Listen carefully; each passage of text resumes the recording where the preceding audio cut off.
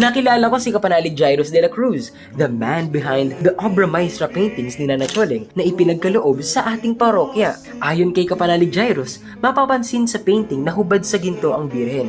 Para tulad ng Reyna de Cavite, ay mapuno din siya ng mga palamuti mula sa mga taong kanyang natutulungan. Nakita rin natin sina Kapanalig JC Fanta at Arkin Alvarez. Mga solid Caviteño Kapanaligs natin! Shoutout sa inyo! Nakita ko nga rin pala si Kapanalig Seb or Basti na kasama si Nana Choleng.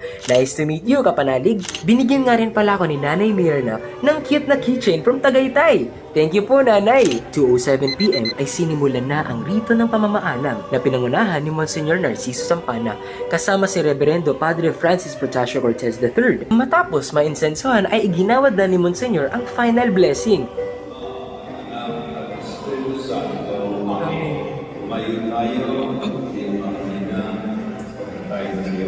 Salamat sa Diyos.